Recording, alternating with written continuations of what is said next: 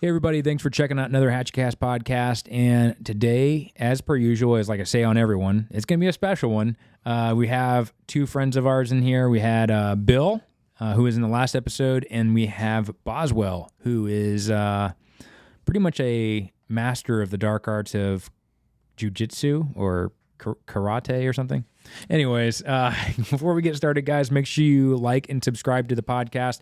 Also, if you get something out of it, a great way to share or help the podcast for free is to share the episode with a friend. So if you get something out of this, if you want to help keep this going, please just share the episode with someone that you think would get something out of it.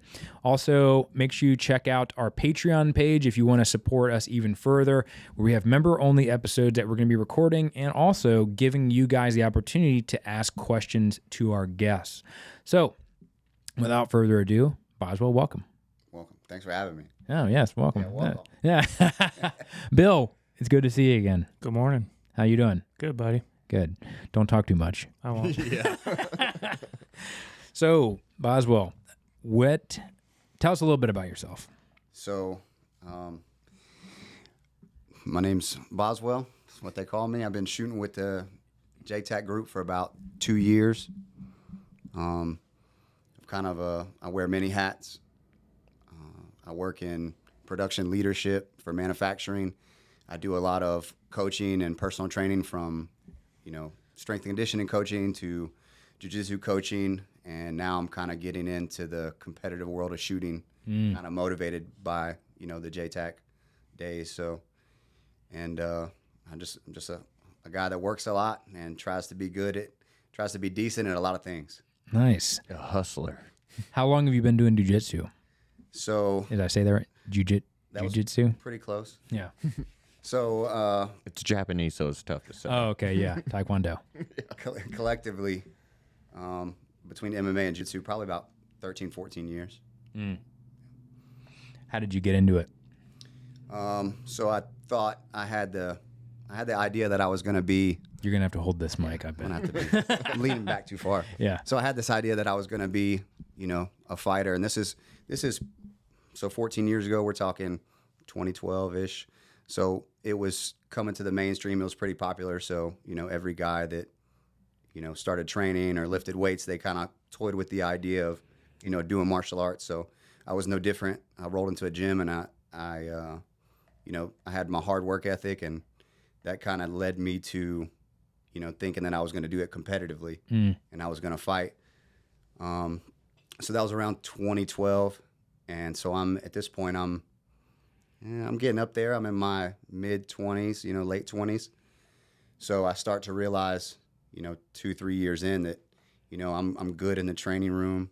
I'm a competitive guy, but then you start seeing, there's people that have been doing this since they were 15 and now they're 25. So you start seeing, the difference in that. And so that kind of pushed me more towards jiu-jitsu once I realized, how competitive I was and versus where the end goal really was or what I can do with it. I started going back to the more jiu-jitsu game of it because it's more of a long-term game. Yeah. You can do that for a long period of time. What are some of the things that you enjoy about jiu-jitsu specifically? I've noticed there's a trend of a lot more people getting into it, and it's becoming more mainstream. Yeah. So what is that draw?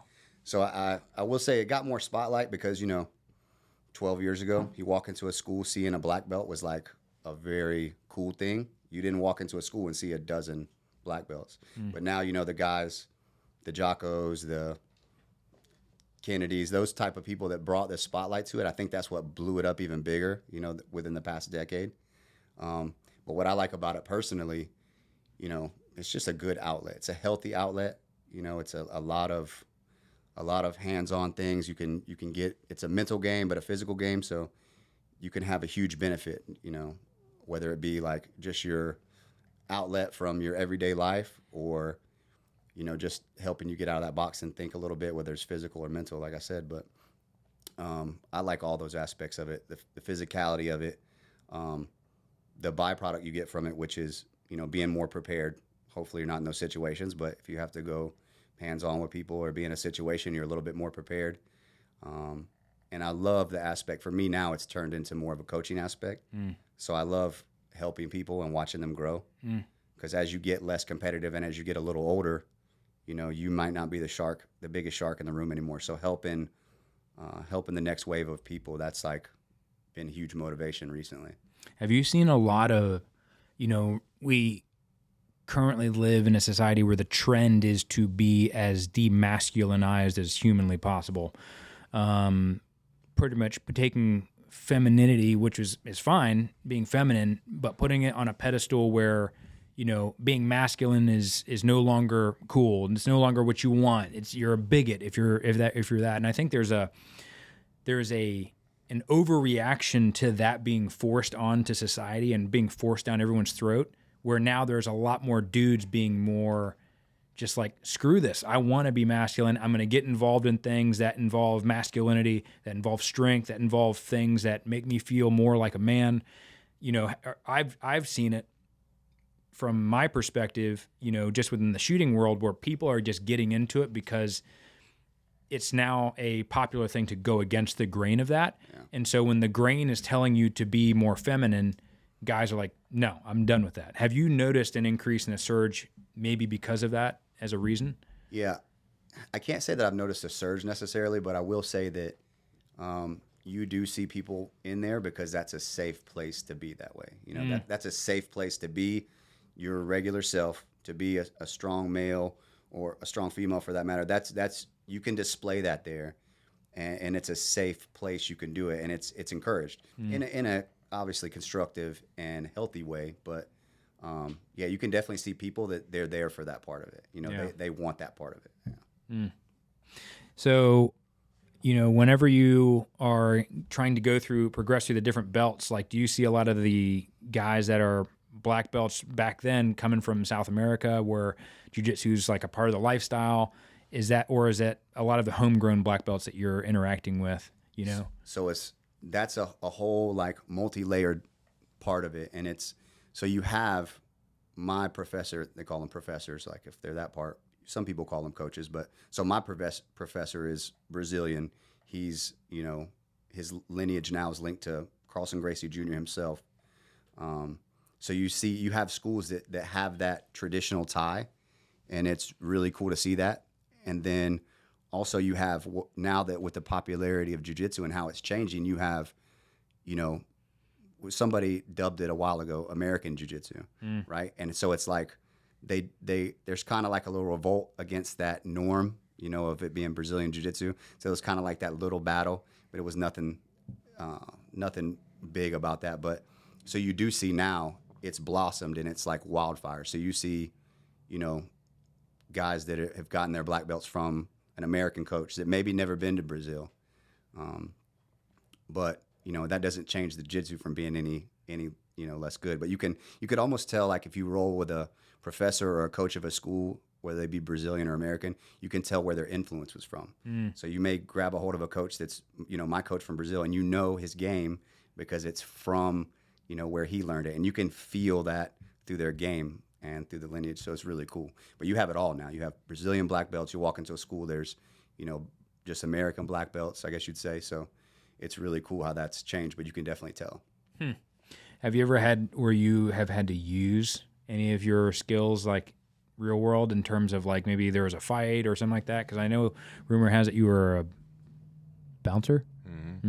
Yeah, so I've used application. Yeah, I've tested it. Let's just say that. So I've used it a lot. There was a window where we were trying to get my wife through nursing school. So I would work all kind of jobs, right? So that was one of them. It was probably extended period of time, probably 4 years.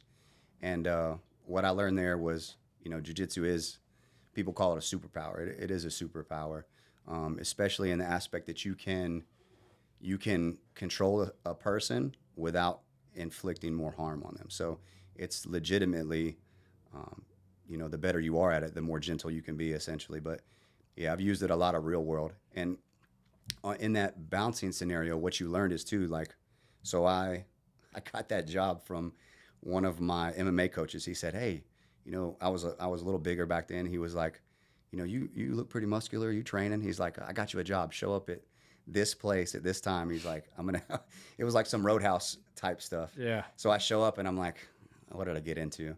So I start out in that job, and a lot of guys that are working in that bar obviously were MMA guys from, recruited from this gym. So you would learn very quick. I learned very quick, like application and training it's a lot more complex than people think. A jiu-jitsu guy that goes to a school and, maybe he starts on his knees in the traditional training position where you don't do takedowns. Like there's a lot of schools that do that. So you would have guys that were great at jiu-jitsu, like phenomenal, right? And sport jiu-jitsu. But they would get into a situation and we'd be, removing some people that were, a little bit unruly. And unless they had, experience with that transition before you get them to the ground for the jiu-jitsu, if you're not prepared for that, there's a part of application in there that you didn't train for. So I would watch like people that were really good at jiu-jitsu get in some trouble because they couldn't bridge the gap from where they start training at versus what's happening in real world. Yeah. And then you would see, guys that maybe were a little rowdy and got into things often, and their awareness and their, ability to function under that pressure and that excitement, you can almost see where their strong point was. So I would always encourage people. What that taught me was, well, I can't just be a jiu-jitsu guy. I have to, do striking. I have to do like, all the martial arts and mix them together. And that's where MMA comes in. So I learned very quick, like how application of training was a thing. And I watched where people struggle with that. So, but we would typically use jiu-jitsu. We would, control somebody, get them out of the establishment safely, no harm to them. And so it was a real big use. But I always got to tell people, like, because jiu-jitsu is the hot thing now and the most popular thing. So I always tell a lot of people, like, you can walk around with your chest out and you got your blue belt and you're a jiu-jitsu guy and, Jocko tells you, you're a shark or whatever the key saying is, right? Whatever the hot thing is that people are telling you. But if you don't train in those gaps and you don't understand application and awareness and distance management and you've never been in those situations, you can be in for a rough day, even if you're good, on the ground. So, but we would use a lot of jiu-jitsu in that part of my life. Whenever you just said distance management, what skills would you say are important to learn if someone who doesn't have any jiu-jitsu or doesn't go to that type of gym? What are some things that you would say to someone that's listening, like, hey, if you're trying to create space, because in gunfighting, you always want space, right? You're always trying to create that space to be able to draw, to be able to make that shot, even if it's turning your body and using your body to create space to be able to draw a pistol, just room enough to be able to clear that barrel. What would you recommend would be something that people can at least practice or start looking into to be able to create space, even if it's just a getaway, just run, right? Yeah. So I made up this thing a long time ago, and I just remembered it like ADT, awareness, distance, and timing. But so the biggest step, number one, I think before all that is awareness. If you're not aware of your surroundings and you're not in that if you're not present in that situation, that's where the problem becomes. If you're aware, you buy yourself time. But so for the regular person trying to figure out what to do, it's the day and age of the internet. You can look up, Gracie combatives and all kind of different things. But I would say, go to some type of school, try a free trial. Every school's got a free trial. They'll get you on the mat, understanding that. Or even if you have, let's say, inflation is a real thing. Let's say you have no money, you have the internet, get with your buddy, watch some combative videos, understand, get in a situation where you're wrestling with your buddy and you are exhausted.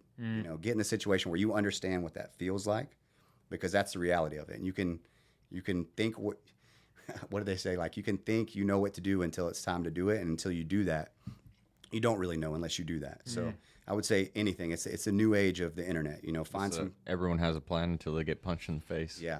Or shot in the leg. Yeah. So, putting yourself in the situations, the things you're worried for, try to train for that. Explore things online. Explore, jiu-jitsu videos. Get with a buddy. Try to do things like that. That's at the minimum. You can do that for nothing, as long as you can get to YouTube. But I would say, go to a jiu-jitsu school, sign up for a free trial, get your hands on that, and just soak it up and learn. But you have to, to people that just want to be more prepared every day, you have to just take the leap and do something involving that type of training, whatever it is or whatever you have time for, One of the things that terrifies me the most are knives. Like, I legit hate knives. I carry them, but like I hate them. And just because I'm, the principle of knives are you're going to get cut whenever knives are presented. Just accept that. And I don't usually want to accept that. But yeah, I mean, from like time, you remember the Ogreish website? You remember watching it's called Ogreish? It was a website, or Live Leak. Yes. Live Leak? No, Bill doesn't know anything. He's freaking. You don't like Live Leak? No. Bill, So on Live, all right. You don't watch know what Live Leak was? How about Faces of Death on VHS? Yeah, okay. You're Faces of watching- Death? okay. Okay, There jeez. You went far enough back. Yeah. Yeah. So Live Leak was big back in the early 2000s, late 90s, early 2000s. And it was like before YouTube was a thing.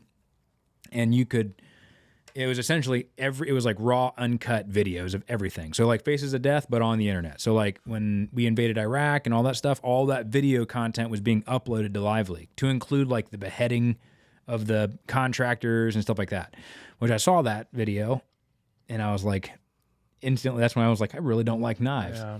And, but yeah, on that, you would see recently there was a video. I bring that up to say, like, I saw a dude get beheaded on Live Leak. And from that point on, I've always been like, I can watch or been around, like body parts and been around explosive injuries and gunshot wounds. And that stuff doesn't bother me. Like, but knives, man, I think it was maybe seeing that at an early age. But with that being said, there was a video of a dude, I think it's in Australia or New Zealand. He's super tall. And there's another group of guys, and they're in the mall. And there's another dude that's like 5'5". You seen this video? I think I have. Yeah, I've seen it too. Dude's huge. And the guy goes up and swipes him at the neck. And he just hits him in the jug. And just like within 10 seconds, the dude drops. He didn't even know what happened. And it's just like a gallon of blood just poured out of his neck. That is one thing that I'm like, what can you do for something of that nature? Like, you have someone present a knife, which is actually a lot more common. Everybody's got knives. You know what I'm saying? Like, what do you do? Run? Yeah, so I got a perfect one for that. Don't be in the situation, obviously, but it goes back to awareness. Thanks, Dad. If you, I guess that's the old man in me talking. But if you're going to get in a situation, if you're, of course, and something is really important is verbal de-escalation. If you don't know what that is, Google it, watch some videos of this. But I practice that a lot. Not being in the situation when there's a knife, that's your best bet because nobody wins. Just like you said, people are getting cut. And I will say there are people that are successful at, teaching knife fighting and into that. That is not my thing.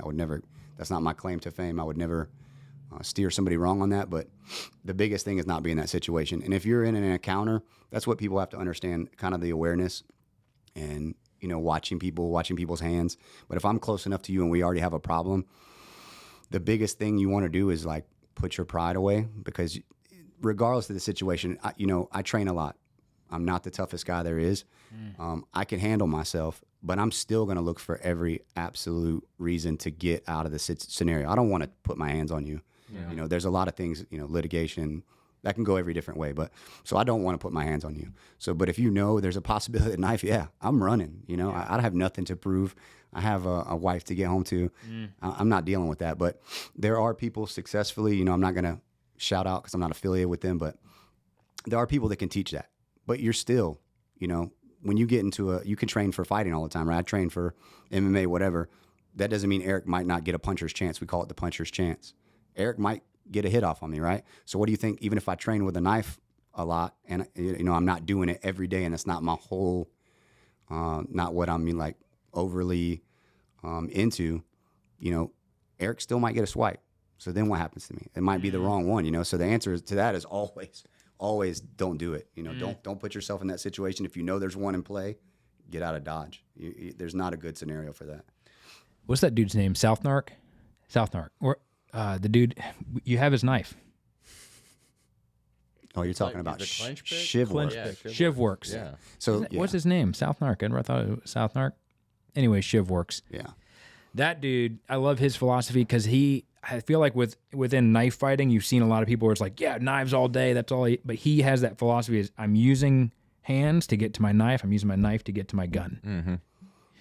It's all back to that application. I try to tell people that. I mean, everything has a application. So, and that's what's so tough. You want to be a good shooter. You want to be a jiu-jitsu guy. You want to be able to take care of yourself when you don't have your firearm or your knife. But there's so much training to be done, you know. So the best thing you can do is just do a little bit of everything.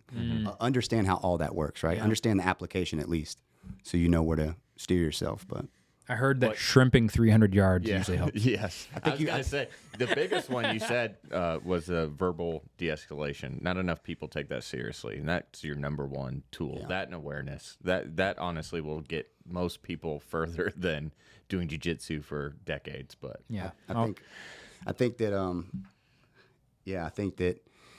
you can't do enough of that, and I think the reason people don't do that because that's not tough. Yeah, it's not tough to talk yourself out of a situation, you know. But I got news for you. It's tough for me. You could be the toughest guy. I promise you. There's always someone tougher, or their extent of what are they willing to do. You know, maybe I'm a tough guy. Maybe I'm hands on. I can hold my own. But what is Bill willing to do that I'm not? What has he already made up in his mind? Yeah. You know, maybe his perplexity for violence. Maybe his higher. Maybe that's higher than me, and I don't understand that.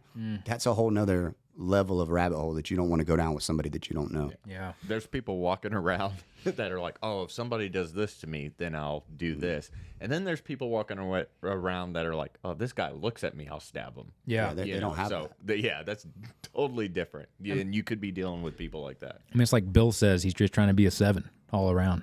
Yeah, there was a video of two guys fighting in a parking garage, I think, and then one guy got him in an arm bar, put him in an arm bar, was on the ground, and with the guy who was in the arm bar with his free arm reached around, pulled his knife out. Saw that one. And just started. Horrible. Yeah. Jeez. It was a horrible armbar. The guy totally did not do a good armbar.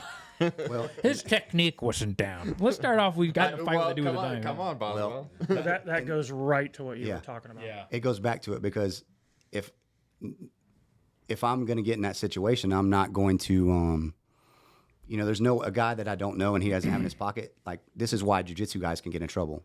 So any jiu-jitsu guy listening to this, please verse yourself. Don't, just because Jocko told you that you're the man, like, and jiu-jitsu is the ultimate thing, please don't only think that, because I'm not going to grab a guy's one arm in the street fight, you know? I'm going to probably lock you up, maybe put you to sleep, and I'm going to go about my business. I'm not going to put you in a situation. But even then, I mean, you're not going to hold them for points? No. And that's sport jiu-jitsu will get you beat up. Yeah. That's what people need to understand. Sport jiu-jitsu will get you beat up sometimes. Stabbed. Yeah, and Seth and I play around all the time. I'll come up and I'll put him in a rear naked, and if he's mentally sharp enough and he understands what he has to do, if he can get that knife out before I can cut his oxygen off, maybe he stabs me, even with me doing that. So just don't get into it.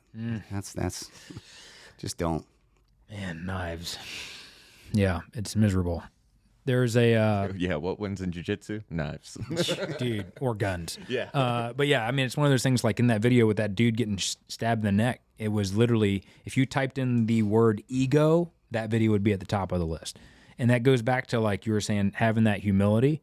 Just like there's nothing to prove, but I think that's what a lot of what gets people killed, to include people's willingness for violence, is their ego is at a higher defense level than when you would have. You know what I'm saying? It's like, take that lower road. Everybody will be alive, at least hopefully by the end of the day. Now, would you actually say, Boswell, like with people as they get to a higher level, their appetite, or they're usually the ones who will try and avoid violence more than those who don't know how to fight or don't have that experience? Would you say that's true? I would say if you had to poll it, I mean, the majority of guys that do MMA or jiu-jitsu, I would say that the higher level guys have been down that road already. You know, whether they've got into things or whether they just know now. You know, it comes with that being seasoned and more mature, I guess. But I think as soon as I got out of the bouncing realm of it and I had to do it all the time, I knew that it's not what I wanted to do. You know, you understand what happens when you do it. You understand the risk that you take. So, yeah, I think guys that, I don't know, there's like, you know, the more humble guy or the quietest guy in the room is the one you want to worry about. I think that can be true, you know. But there's loud guys you got to worry about too. It can go both ways. Yeah, that's interesting. I think, though, Eric studied all kind of like jiu-jitsu crackdowns before he had me on. Karate, taekwondo, shrimping 300 yards. Aquacondo or Aikido or something, was that? He's read up on that. But I'm freaking MACP certified level 1. Oh yeah. You know what that is? Yeah, that's when you just show up. Modern Army combative. I'm just kidding. My favorite is when the Army guys come in and they're like, "Yeah, I did combatives." I'm like, yeah. Okay, let's work it out, dude. What's crazy though is it's like I remember when they introduced MacP because it was like right when MMA was really kicking off, and it was back in like for me it's 08. And I was like, why are we learning this? You know what I'm saying? Like you're talking about breaking someone's arm. I need to figure out how I can shoot him. Like what's the fastest way I can break away, create space to kill this person? Like I don't need to break his arm. I need to shoot a hole in his face. And so I think there was kind of that, I think it was maybe, hopefully they've kind of turned that now where it's more like, hey, let's just accept that violence and death is the answer. But like if you look at a lot of those older style Army manuals and things of that nature, it was like straight, they go to top of the food chain violent level type of combatives. Whereas at the beginning phases of MacP, I don't know how it's changed now, but it was a lot of like submissions and all this stuff. And it's like, dude, what are we doing? Yeah. I need to be able to butt stroke and bayonet this dude. Like you're seeing a lot of change in that now too. A big part of what pushed me towards like combatives and like spreading out off jiu-jitsu also, not only did it, it kind of goes with, just being the prepared citizen, but, seeing that part of it was really cool. And I was training with some guys that do some SWAT work and some really good dudes, but meeting them on the jiu-jitsu mat and then learning like how that transition is for them. But what you see now is the right people getting involved with certain military groups. You see people that are, high-level black belts. There's a guy that I think it's called like EFC Combatives or something. He's a guy I trained with, Jay, out up north, but he's in Florida now. But he's like recreated, the combative system kind of for the, the police officers and the sheriff's office that are willing to do that. So you see that now that jiu-jitsu's gotten more popular, it's helped all that application. You have officers being trained more, officers being inclined to train. Military programs being relooked at, and you have those things growing. So I think we're closer to a situation where that's actually starting to make more sense, and then they can kind of make it, tailor it more towards whatever, whether it be military, whether it be law enforcement. So you're kind of seeing some good changes there, and it's exciting to watch that versus just like, my buddy that he does a lot of the training for some of the offices here, and he'll tell you like he'll get a group of guys in there and he'll say, all right, who's ever been in a fight? And then everybody's got their hands down, and they've never been even in a situation like that. And then the combatives that they would be taught, 10 years ago, may not be good. And you see it all the time. You see officer videos where they're just looking like, completely ridiculous, can't keep someone safe and subdue them. So watching that kind of thing unfold now that jiu-jitsu is more popular is really cool. And I think people are going to get the tools they need to, keep people safe too. So. Well, I think it goes back to that you said being a prepared citizen. It goes back to your use of force. Like if you have the abilities, depending on like if you're able to submit somebody without ever having to draw a weapon or apply violent force, and it's just submissive, like you have so much more capability versus someone who's only able to apply violent force or no force. You know what I'm saying? Like you have all the different levels that you can kind of work through, and that makes you more of an asset to people versus it's like, yep, I can do this or that. That's it. It's either killing or no killing. That's your options. Like Bill. Bill only knows how to knock people out. That's it. He's just Don't play him in paintball though. I'll tell you that right now. Yeah. Bruce Lee was the original mixed martial artist, wasn't he? Yeah, I think he feathered out a lot, and he did some things. I mean, I think he was known for specific things, but yeah, that when that started to happen, and when people incorporated more things, is when you start to see people get better and things change. So you got to be willing to accept that you don't know everything, and always be a student. And that's a good point. The growth is huge from there. You can swallow that pill, then you're good. Yeah. There was a thing I was listening to. It was another podcast from a journalist that was actually investigating a tier 1 military group for some things, which I won't get into here. But one of the things that he said was happening is that because this group had so perfected killing at close quarters, they never got the opportunity to ever use their combative skills. So they would create scenarios after the mission to be able to live, real world practice these combative skills while pulling guard on a specific room and being like, all right, come on over, just you and me, let's go. So they could practice it.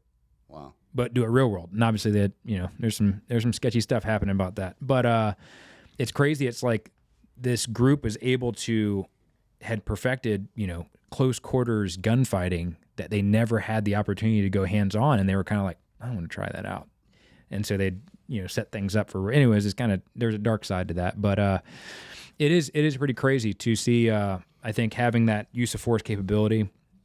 I think the military's trying to get better at it. I think police officers are trying to get better at it, but have you noticed more interest in law enforcement, specifically of students or police officers coming in and be like, hey, I want to get better and have that capability? Yeah, I have some of my students and some of like my close friends. So let's take those out of it, the guys that already know the benefit. But yeah, so we've had, I would say the past few years, we've definitely saw an influx of people that are in, police officer jobs that want to be more capable. And I think the thing that drove that mostly was watching other police officers fail. No, wow. And then, watching the videos of them fail, not being able to, there's no reason two people can't safely, contain somebody without injuring them. And then I think them seeing that, and then obviously with, the internet and social media, you see more videos of, your fellow officers just looking ridiculous. So you're kind of dying. Yeah. So you're kind of over that. And then, so yeah, we have saw a lot of that. And then it's just really good. Let's just be realistic. That's not a great job for the stress level that you have and all you have to do and all the public eye that you're in. So if that's your job, you should be on the mats 2, 3, 4 times a week. You should be at the range. You shouldn't show up for your quals. That's another thing I hear from my buddy. They do their quals and they put down X amount of rounds. And, we put that many rounds down in a weekend, just getting better. So you see that, and I think they start to see that. And then, so now they're trying to be more prepared. So it's definitely driving a healthy level of more police officers into that. And I think it has to be. So yeah, we've seen quite a bit. Interesting. What are give us some good stories. What are some cool jiu-jitsu stories that you got real world? Maybe it's your time as a bouncer. Yeah, I don't know. I literally have been subpoenaed to court by about 5 years ago, even so long after that, because, things would happen. Yeah. So like we've had there's been some times, and we were trying to run a nice place and help it be like somewhere everybody wants to go. So we were strict, there was strict dress code. We didn't play dress code issues. You didn't have to dress up, but things had to be on the up and up. You couldn't be in there looking like a scrub. And the owner was very adamant. He didn't pay us to let his place look like that. So it was almost like a new school, very, very much more realistic Roadhouse, because Roadhouse isn't realistic. Yeah. The much more dumbed down version. But I remember one night, it was Halloween, and he thought it was funny that he would dress us in referee shirts. So, of course, the security has referee shirts on. That's like a target on our back already. Yeah. So this giant melee breaks out. It's about, I don't know, maybe 7 or 8 guys and about 5 of us, and it spills out to the outside. And we have tables outside and a little like awning, and we probably broke every table, every chair, falling through them. Nice. Just getting crazy. Bottles, everything you could think of in that type of job. I mean, it would go down. You would see it. But one night, that night, they all run together. But maybe it was that night where we broke all the tables, and then people go around the corner, and what do you think happens when people have been drinking that much? Somebody pulls out a gun. Oh, gosh. Right. So there's been those situations, and that's where I was always huge on verbal de-escalation. But one time, a handgun was pulled. Luckily, there was people there that knew the individual. They used their skills and their relationship to talk that down. But you know how bad that could have been. It was R. Kelly, wasn't it? No, it was much more menacing than that. But so there would be, you name it, brawls. Everything you could think of. I could tell stories for hours, but it always ended in us trying to get the people out and how much they didn't like what we had to say, and it would get pretty hairy. But knives, guns, that wasn't like a regular thing, but I've had firearms and knives pulled on me multiple times. What are some of the disciplines that you've learned in jiu-jitsu and martial art that you've used and applied in your normal everyday life? So I would say probably one of the biggest is just knowing that you don't have, like, jiu-jitsu will control your emotions, you know, because you'll start and maybe Seth comes in, you know, he's nearing 200 pounds. He's a strong guy. And then you have somebody that's 50 pounds lighter than you, humble you. So teaching you that, you know, checking your ego, teaching you that ability to just realize that it's not that serious. You know, you have to swallow that pride. And you learn how to be meek. Yeah. You know, power under control. And then that translates to life, because you really, especially when you get really trained, you realize like you don't have to waste energy on people's, you know, if they're emotionally charged and they're coming at you a certain way, you don't have to match it. No, you don't have to, because ultimately maybe it's the, you know, hopefully it doesn't, but if things go like hands on, you know that you're fine. You know, you'll probably be okay. So like seeing that real world and then being able to apply that with people's emotions, and just, it kind of just takes you down. It takes you down to just like more of a chill level. And in the training room, you'll be humbled, you know. It will, I don't care how great you are, you'll be humbled, and it teaches you patience. It teaches you all that, and that directly translates to your everyday. But you know, it's just great to put things in perspective for your day-to-day life, whether it's, you know, put in perspective of where you're at on that mat, or what that's going to do for you, you know, outside of that with your growth, your personal growth. So. Interesting. Yeah. I mean, it seems like any type of skill set or thing that you want to have mastered, it goes back to if you're at the end of your journey and your ego's prevented you, and there's nothing more to learn.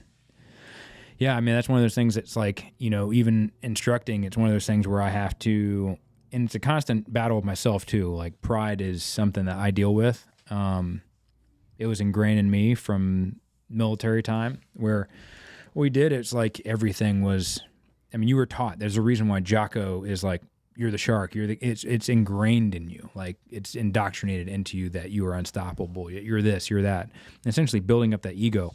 And eventually it becomes something where that ego creates toxicity, because now if someone causes damage to that pride, or you don't know something, and you know, you don't get picked for this, you don't get picked for this mission or this team or whatever, then that starts to create that toxic environment. And then the only way to come back out of that is, maybe I'm a trash talk this over here to make this person look, you know, bad. And so that way I can elevate myself. It's just it's a child's game. It really is. Having that pride and the ego of that playground talk. And so kind of going that humble road, it's not a natural thing to do. Like it's a discipline that has to be constantly enforced. Yeah. Even as long as I've been in it, and you said it perfectly right. Like it's going to happen, and you can fight it all you want. Maybe there's people out there that don't have a pride anymore and they're that easygoing, but even me working on it consciously every day, I fight it. You know, I have a guy that maybe doesn't train as hard as me. As I'm getting a little older, you know, I try to be the hardest worker in the room at least, so people will follow, but I may get, you know, just absolutely mollywopped by a guy that I don't feel is as good as me, and I have to swallow that pride, because that's what it is. And it's funny too, and I think it, for a man especially, it is very healthy for you to get checked. Mm-hmm. You know, it is very healthy for your ego to get checked, your pride to get checked. And it happens to everybody. You know, I go to gyms where, you know, there's gyms in Central Florida where there's UFC fighters active. Like I've trained around these guys, and you know, I train with current fighters that are younger, and I'll maybe that day in my training room, you know, I'm the toughest guy, right? And then I go over there and I'm nobody. I'm absolutely nobody. I'm getting just mopped. Yeah. And as much as I don't like it, I need that. I need to feel that. I'm not the biggest fish in the pond, and you have to feel that. So it was funny, like, and you say, you know, as you're instructing, but I learned it again when I went to shoot with you guys. I was like, well, I've shot a gun. And I went there and I'm like, I haven't shot a gun.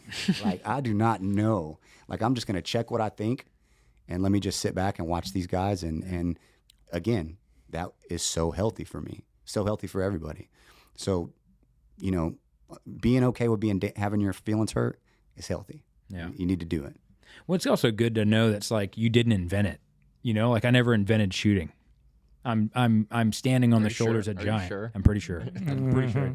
But I'm standing on the shoulders of giants. There's people who are so much better, or in jiu-jitsu, you know, who invented like, how did they figure out to invent the armbar in the first place? Like you're working off of the shoulders of people who've pave that road before you to be where you're at now. And then there's also people within that community that have so much to offer in terms of knowledge that you can learn from. And so honestly, it makes things more exciting.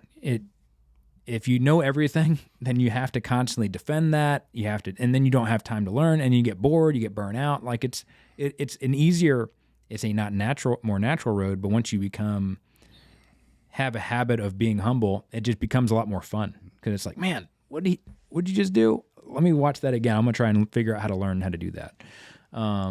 But it's not natural. It's not. No, I wish what you said about coming to shoot and thinking, yeah, I can shoot, and then realizing what it actually is.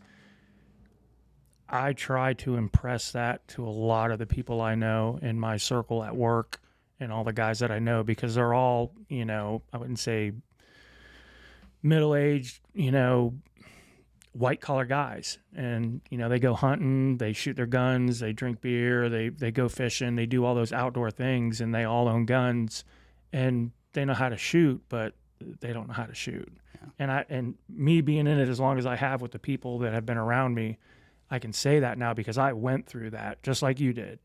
And I wish I could just grab a hold of some of them and get them to come out so they can see, because it's just, yeah, it's way different. And most of the people's, their skill level is just not up to par. I would say that's the same for anybody who hasn't practiced a martial art, and specifically one that has active, like sparring or rolling or something like that. Because until you put yourself in those situations and get smashed or get choked out, you just walk around thinking, oh, I could hold my own. I'm a pretty big guy. I'm strong. I've been in a fight or two. Yeah, 20 years ago in high school, like, it's a big difference. It's a real gut check, or reality check. You don't know what you don't know. Yeah. And I think that's huge. You don't know what you don't know. How often do you see guys quit? A lot. So just like anything else, I mean, some people have addictive personalities, and that carries them through. Some people, we're getting older, some people quit because of their body. But I would say, I don't know, somebody put out, and who knows who's polling this stuff, what guy, what cereal box, like prize guy is making these stats, but they say, like, I don't know, 10% of people that do jiu-jitsu or less than that ever see a black belt or ever come close to their black belt or something. So who knows where that percentage comes from, but I've watched, I can't tell you how many people quit. They never make it, or they get to the first belt and then they quit from there. Some because pride, back to what we said, but anything in life that you're doing, especially jiu-jitsu, you're just along for the ride, and it takes time. To get that payoff is worth it, but it's not going to come, instantly. And I feel like people get there and they expect, like, I'm going to do this, or I'm going to feel this way, I'm going to get this belt. But you have to be engulfed in it, and to get that payoff, it's going to take time. So people usually don't make it. It's just like working out. Yeah. People start lifting weights and get a little bit of results, and like, okay, I'm good. But yeah, in order to do it right, it's a lifetime thing. Yeah, for it to be effective and get the full benefits throughout your life. Yeah. People just realize it's a long game. All these things we're doing a long game. Shooting, training, everything's a long game. So it's not about how fast you can get there. It's about being able to do it for a long period of time. It's gonna be more fulfilling. And you'll never see the end of it. The end is when you're dead. Basically, that's the end. So yeah, but it goes back to, it's like, what do you want to get? I think that's something I've seen it a lot, and usually there's every excuse under the sun as to why. It's like, that's fine, as long as you're good with it yourself. But I think I can tell you that was one thing in the military, and I've heard this on multiple podcasts, is I wanted to quit all the time. In selection and all those, the going through schoolhouse, I wanted to quit all the time. But I was just too scared to quit. I'm not going to be that guy to go up there and quit. I'm like, all right, maybe tomorrow I'll do it. And tomorrow comes, you're like, all right, well, maybe tomorrow I'll do it. But you're just too scared to quit. And it's one of those things, like, I'm not going to be that guy. Because it's one of those things where it's like, you quit one thing, then quitting just gets easier. And so, and that comes with shooting or whatever. Like, I've had times you get burnt out in shooting, but I'm like, no, this is something, and I'm going to dedicate my life towards this craft. And I may not be as ever good as somebody else, but I'm not going to quit it. And I'm going to dedicate everything I have to it. And so, and also it consumes me. Like, I think you also have to be passionate about what you're doing. Like, you can't just, I'm going to, if being a plumber, and that's something that you just love being plumber, and you just go and you just, it fascinates you, and the creativity you can have about how you can detail, like anything in life, it goes back to, like, you have to be passionate about it. You can't just you can grind your way through for a while, but eventually there can come a breaking point if you don't have any interest. And so you have to, first off, not quit whenever you get disgruntled, but also find something that you are passionate about. Or going with a mindset of like, hey, I'm going to learn these different things, and then that's my objectives and that's my goals. But understand, you're never going to be that guy. You're never going to be the jiu-jitsu guy or the shooting guy. You're just going to be whatever it is that you're looking to be, and that's fine. But you have to be upfront with yourself. That's big. You seem to be pretty passionate about the coaching aspect. I've noticed you seem to get a lot of reward, and rightly so, from seeing others get better. I know it had pretty much an open invitation to all the JTAC guys to come out and try jiu-jitsu and stuff, and the guys who have stuck, like seeing them grow and stuff, like to see you get so excited about it. Yeah. It's been pretty nice. So how has that been for you since you've been coaching and stuff like that? How's that affected your life, and has it affected other aspects of your life? Yeah, it's been huge. I mean, I've always kind of found myself more in the leadership role, not for any other reason other than I work hard, but in jiu-jitsu specifically and coaching, it's just, you can have your purpose in life, serve God, whatever it is you feel your purpose is, right? We'll be talking about that later. So whatever your purpose is, your religion, for me, I don't, I have a wheelhouse of things I'm good at, and to knowing what it did for me, I get excited knowing what it can do for somebody else. So watching people on the mat, and then maybe seeing the milestone that I had in their eyes, like when, they got to a certain point of their progression, and I can like seeing that, I'm like, I know how they feel. Like, I like that you feel that. I want you to feel that. And just watching people be happy about it. And it reminds me of, that point when I was happy about it. Not that I'm not. I am. But I swear I'm happy. I remember when I don't want to do this anymore. Yeah. No, but like seeing, being able to check those milestones that I had through them, right? And watching you guys get better, it's huge to me. And then the whole JTAC thing, like, I felt so inspired because when I came there, I was kind of late to the JTAC thing. It was like 2 years ago. And I felt so inspired because everybody, I didn't know, none of you guys, I knew of Bill, but we kind of just formally met at JTAC officially. But everybody there like grabbed me and was like, hey, there was like, this is probably the one place I never saw much of an ego. At least they didn't show it to me, maybe because I was a jiu-jitsu guy and they didn't want to. No, we didn't care. We just shoot you if we had a problem. I kind of felt that. But I felt like no matter what, I walked in there and everybody was like grabbing my hand and like, come here.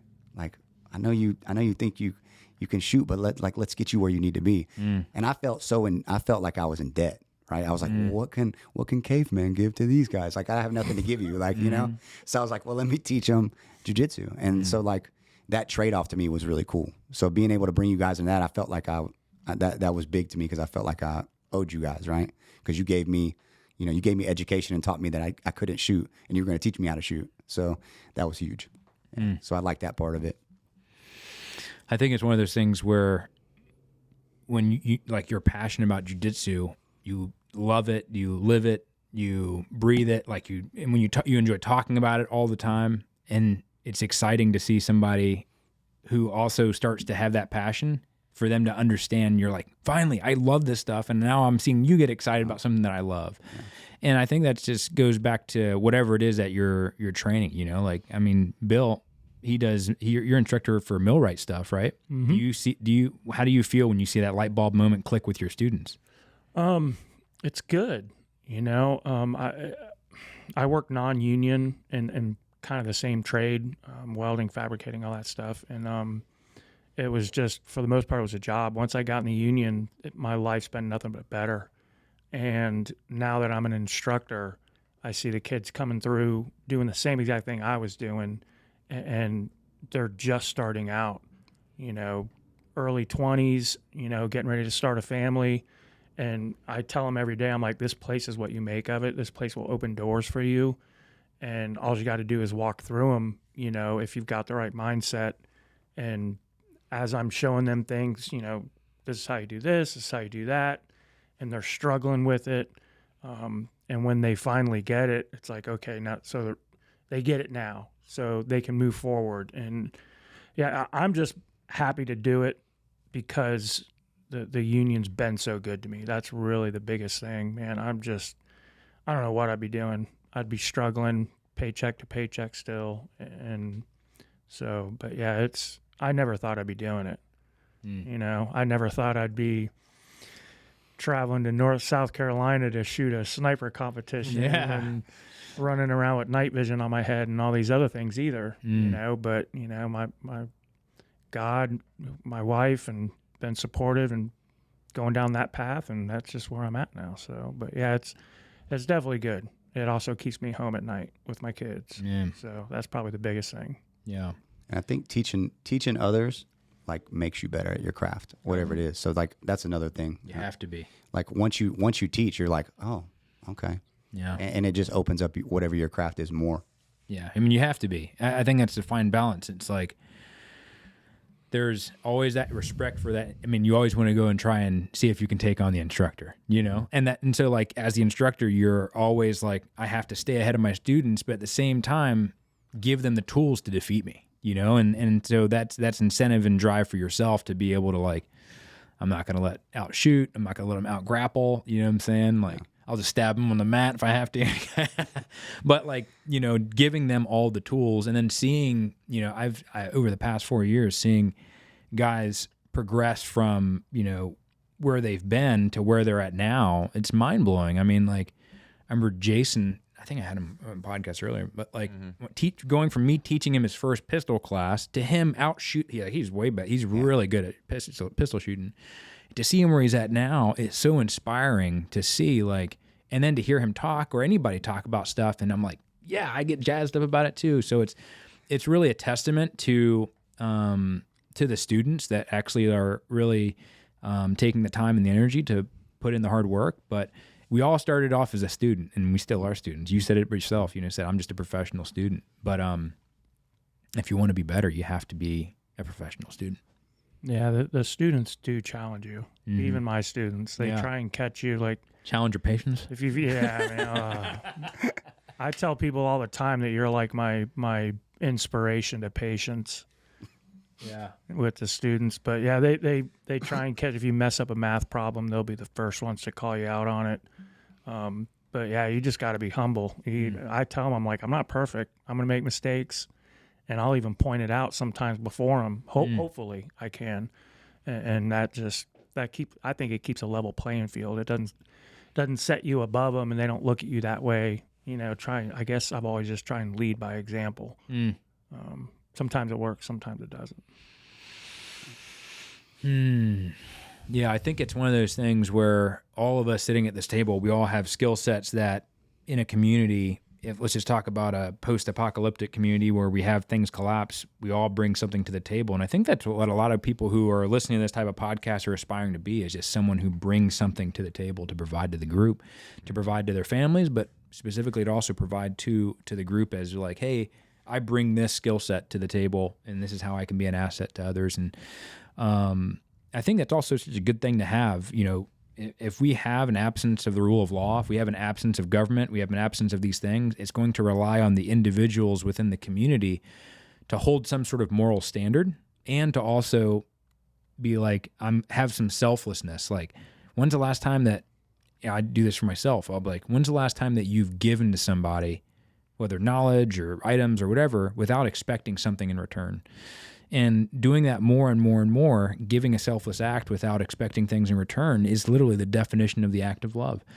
And so I think the more that we continue to do that, just like guys, you know, coming and asking you like, hey, can you show me this, that, and the other thing, and you giving up your time and giving that willingness to be able to, like, you're not getting anything out of it, you know what I'm saying, other than hanging out with the boys, but like, you're giving that one because you're passionate about it, so it makes it easy, but it's just you genuinely care, you know? And I think that's in a society where if it goes away, it's going to require people who genuinely care about others to help bring it back. But just feels so much better than doing something selfless too. Like if that doesn't fill you, if that doesn't make you happy, you might be broken. Yeah, I mean, if you get something back, it's a transaction. You know what I'm saying? Like at that point. Yeah. But giving something, it does so much more for you, for your soul, to give selflessly. Let's see, pull up right here real quick. So speaking of giving selflessly, Caveat, segue. speaking of giving selflessly, did you hear about the swimmers that have been given chunks of their flesh to sharks in Texas? You hear about this? I saw some of that. Yeah. What'd you hear? Well, let me just say, sharks are terrifying. That goes back to like the knife conversation. Sharks are equally as terrifying. Well, it's actually an animal with knives in their mouth. So yeah. That is true. It is a animal with knives in its mouth. There was on the 4th of July, 4 people at the same beach attacked by the same shark. What? 4 people. And I feel like I remember. So I went with Jordan. We went and filmed this like video for him, 2 episodes for him, and we went spearfishing. This is up 15 miles off the coast or whatever here in Clearwater or St. Pete or whatever. And dude, I remember we went down and I see like 4 or 5 sharks on the first dive. And I'm like, man, I've never seen a shark underwater, and I got a spear gun, and they're shooting fish, and they're wiggling around and like squirting blood everywhere. So I'm like, immediately, like, these sharks are getting amped up. We get out of the water. I'm telling Jordan, I'm like, that was so crazy, blah, blah, blah. He's like, yeah, it's nuts. We go down the second dive, and before we get in the water, there's sharks already in the water, like already at the next spot. We get down there, dude, there was like 14 sharks down there, and I'm not even spearfishing. I'm just pulling security. I'm literally pointing my spear gun at the sharks. Jordan looked back, and he's laughing, and I'm terrified. And I'm like, of course these sharks can smell my fear. I guarantee you they could probably smell your fear. And one of the sharks started bolting towards me, like charging me, and it had it wasn't a pointy shark. It was like a different looking shark, and it was way bigger. And I get up to the top, and I was like, dude, they were circling us the whole time up. And the dive leader was like, we got to get out of the water. I was like, I agree. So we get in the boat. It was a pointy shark, not a round one, but this time. I was like, it was a rounded shark. Well, it wasn't the triangle shark. Yeah. And he was like, oh, that was a bull shark. And I was like, are you serious? So anyways, I told Jordan, I was like, bro, what's up with that shark? And he's like, yeah, I've never seen that many sharks in my life. And I was like, why didn't you tell me? Yeah. So, but there's been a lot more sharks in Florida. And I feel like in Australia and all these other places, there's been a lot more shark attacks. So they're finally figuring out how tasty humans are. To be honest, I wonder if they are. If they're like, hey, they're not getting enough food out at sea, and so you got all these oil spills, you got all these things killing off all the fish, Frickin' China's making an island. You see this? China made an artificial island. They were pumping sand from the bottom of the ocean floor and creating an island. They've been doing that for years. Exactly. Now the sharks are pissed about it. But, yeah. So lack of food definitely could be a reason. Yeah. I want to say I heard a stat that said 80%, 85% of the fish that like we buy from the stores and the restaurants are all farm raised. Wow. Yeah. 85% of it is all farm raised. So if we're having to do that, how much is actually left in the ocean? It's substantial enough where I don't think it's global warming. I think it's overfishing. It's abuse of the oceans. I think it's waste being dumped in the oceans, oil spills. All this crap is just killing off or, messing with the weather and trying to put freaking metal in the air. Have you heard about all the metal that they're throwing in the air? Mm. So, like before, back in the day, it was like you were a conspiracy theorist if you said that chemtrails were real. Now it's like, by the way, chemtrails are real. So it's like I feel like after 2020, all the conspiracy theorists were just now no longer conspiracy theorists, just like you've just known. That's why Alex Jones isn't as popular anymore, because he's no longer a conspiracy theorist. He's just a guy who's telling the truth. But with that being said, I feel like all the weather manipulation, all these things are having an influence on the natural world as well, and they're behaving outside of the norm. Like, I think it was in Alaska, there are killer whales attacking fishing boats. Orcas have never, they've never attacked humans. Now they're attacking fishing boats and purposely trying to sink them. And then you've got all these different creatures that are just like turning on the population. Sounds biblical. It does. It's coming, man. I'm telling you. But something else that is super weird is, remember Risky Krisky? Mm-hmm. Of course. Old Risky. He's on the internet. But do you remember the Vegas shooting? Yeah. What do you remember about the Vegas shooter and the shooting involved? Like, what facts do you remember about that incident? Not a ton. I just remember it was from whatever hotel that was. You know, he's from a window. It was like halfway up that thing, and it was at that concert. Do you know what he used? I mean, I'm assuming it was AR, right? Okay. But how was he just doing rapid fire? Do you remember anything, Bill? I remember seeing it on the news. On CNN. What I remember is the first time I heard it or watched it, I heard the machine gun going off, and it was full auto, but it didn't sound like a consistent report. It sounded sketchy. And of course, the reports come out as a bump stock, blah, blah, blah, blah. And when they said that, it made sense to me from what I heard. Yeah. Because I've shot a bump stock before, and it's very hard to keep that thing at a consistent rate of fire. It's like you said, it's bump firing. So if you don't have it placed just right at a certain amount of tension, blah, blah, blah, blah, it doesn't stay consistent. And that's what it sounded like to me. And now there's videos out where there's rates of fire that to me sounded different from when I initially heard it. But then again, I watched it for a day or two and then stopped watching, and who knows what's out now.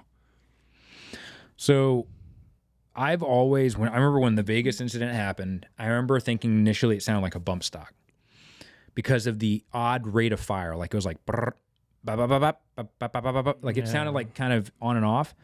And then when I had it re-listened to, it sounded like multiple, because there was actually a witness that came forward and said it was multiple shooters. Because remember, it was like, it's one shooter, no, it's multiple shooters, or maybe it's two different spots, and there's so many conflicting reports coming out. And then when I re-listened to the video and watched all these different live videos, especially on the videos on the ground where they were actually receiving the fire, it sounds like two guns. It sounds like multiple different guns. And then what's also crazy is the rate of fire. So like a bump stock typically has a rate of fire at 800 RPM, so 800 rounds per minute.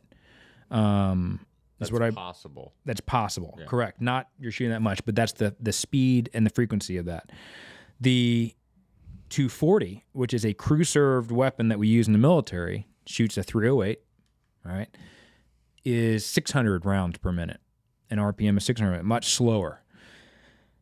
There is a conspiracy, or not a conspiracy, there are claims, and honestly, like after looking at it, it's pretty disturbing, but there are claims that there were two shooters, they're running belt-fed 240s, and it wasn't even from the hotel.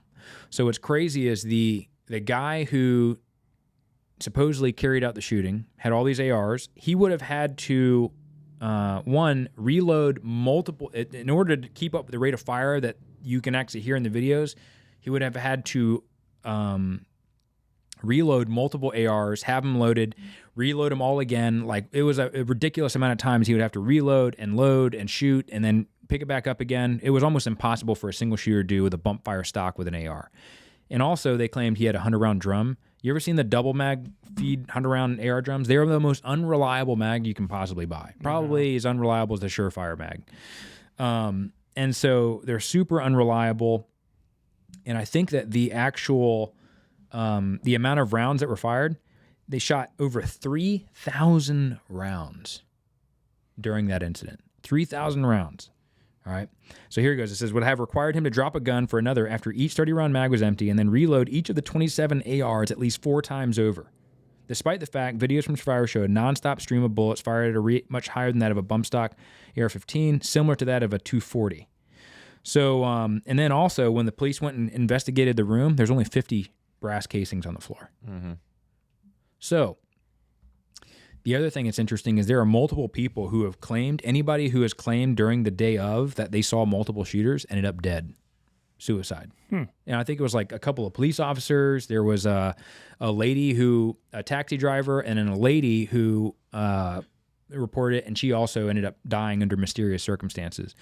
The other crazy thing is the brother of the shooter said, hey, you know, he never had this problem with guns. Like he never was a big gun collector, which they claimed he was a huge gun collector and all this stuff. And the brother ended up getting arrested for, I think it was like 20 terabytes or gigabytes of child porn that happened to show up on his computer. So if you're thinking about, how agencies and stuff like that blackmail people, like say, for example, you're a politician and you're going to expose something that the agency or some 3-letter agency is doing, and a secret agent comes up to you and is like, hey, I heard you're going to talk about that case. Well, I recommend that you don't do that, because if you do, we might find child porn on your laptop. So you might not want to talk about that.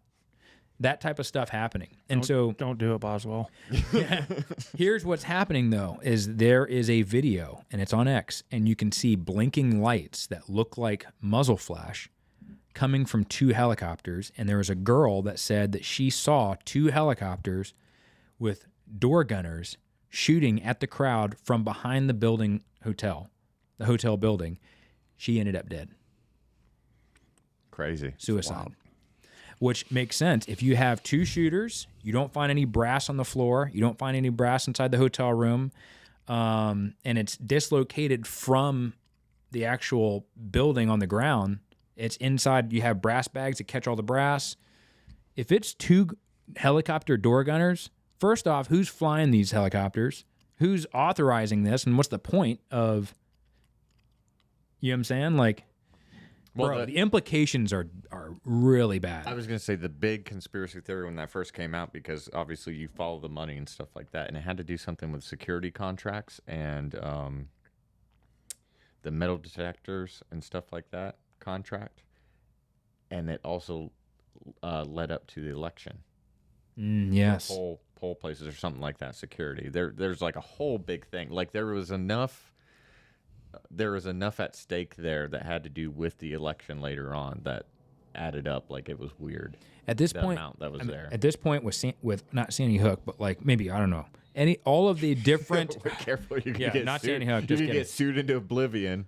All of the different incidents that we've had across the country, are they orchestrated? Because sometimes I feel like they are. You know what I'm saying? Like, well, definitely not all the train derailments and food processing plants. So that's just organic. That's just a natural occurring event. dude, here's what's crazy is like people are like, we live in a free country, but at the same time, we can't talk like I see it on multiple podcasts to include our own. It was like, well, watch what you say. Dude, we don't have a First Amendment right anymore. We don't. We can't speak freely anymore about anything. You know what I'm saying? Like, it's one of those things where we have this illusion that we live in a country that we have rights, but it's more and more and more. It's like, oh, don't say that, or don't say this, or who knows about what, I don't know if we can talk about that. It's like, what happened? What did happen? Just going down those rabbit holes is just mentally draining. What's scary though is it's like what was considered a rabbit hole before is now coming out to be reality. There's a darker side to a lot of this stuff that I don't know we realize. And the question I'm always asking is people are now questioning, was the event real? And it comes out, yes, the event did happen. Yes, there are players behind it. But who is the players and what is the incentive? Like, what is the reasoning for this? Is it to shape public opinion? Is it to drive people to vote a certain way? Is it for power? Is it for the ability to be able to implement laws as a reason for it because of this event? You know what I'm saying? Yeah. I mean, after that Vegas shooting, they tried banning bump stocks. Yeah. Shut down a whole company. And now they're going after other rights. Trump banned them. That's right. So it's one of those things where, like, you have to think, where are we going, dude? Where are we going? I don't know. To hell if we don't change our ways. I'm on the page of I don't know what to believe anymore. That's right. Yeah, I'm just so confused about everything. Yeah. It's hard to look at. It's hard to watch. Everybody's got an opinion. One side saying yes, the other side saying no, vice versa. Like, it's a big mess. There's one thing I can say for sure, 100% sure. I'm confused. Yeah. That's only 100% there. Yeah. I mean, the only thing that we know is what we don't know, which is a lot. Back to that. Dude, you'll see out of any military vet that you see guys who kind of just want to break away from society and kind of go live off somewhere by themselves, it's the intel guys. They're always the ones that see behind the curtain. And usually they see enough behind the curtain about all the just dark stuff that happens that you're just like, I just want to go away and leave society and just go be somewhere by myself. But it's one of those things where, like, back. Why would they do that? What do you mean? Well, why would that be their choice? Like, why?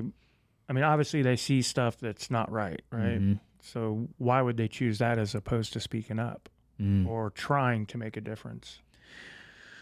I don't know. Maybe it's because there's capabilities to be able to silence folks like that. I was going to say they keep seeing the end result when somebody does speak up. It doesn't have a very long life expectancy. They know, or so that could go with they're not. They know they're not going to be able to change anything, even whether they get taken out or even if.